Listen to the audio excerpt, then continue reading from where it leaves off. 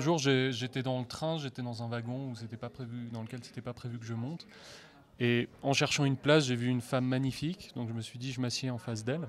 Et on a fini par se retrouver, puis par prendre des verres ensemble, puis de plus en plus chaque soir. Et au bout de 2 semaines, au milieu de la nuit, elle m'a raconté cette histoire-là.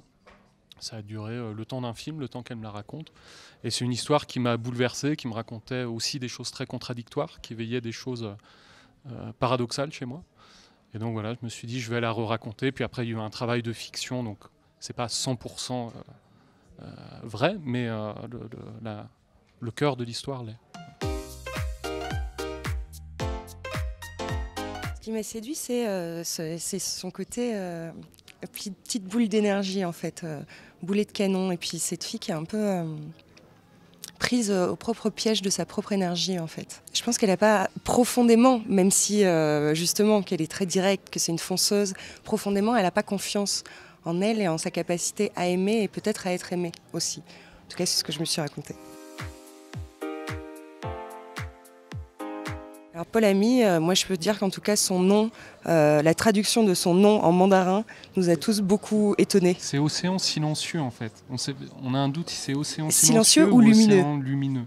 Mais silencieux, alors je ne sais pas si c'est vraiment Paul Ami. C'est vrai. Et il est complètement fou. Paul, il est complètement fou. Il est très étrange. Il est très étrange. Il peut arriver sur un plateau en poussant des cris de bête. Juste pour nous faire rire. Donc il est très marrant. Il a une espèce d'énergie dont il ne sait pas quoi faire, qui est complètement débordante. Peu importe s'il fait 45 degrés et qu'il y a 85% d'humidité, le mec s'en fout. Il a une énergie de dingue. Chacun a ses techniques de jeu et Paul a les siennes, mais il y a un moment dans le film où par exemple il doit avoir la voix un peu enrouée et du coup avant la prise... il poussait des cris absolument ahurissants et c'était très dur pour tout le monde autour de garder sa concentration. Il était juste derrière moi à la coiffure, j'étais là, à chaque fois je me faisais tirer les cheveux. Et c'est Paul lui-même qui me chuchotait « Concentre-toi Romain !» Parce que j'étais en train de me marrer. Concentre-toi Romain. Le cerveau soigne tellement de choses et le cerveau, c'est intimement effectivement relié aux émotions. Alors c'est peut-être un peu... cartésien ce que je dis, mais moi je crois énormément à ça, quoi.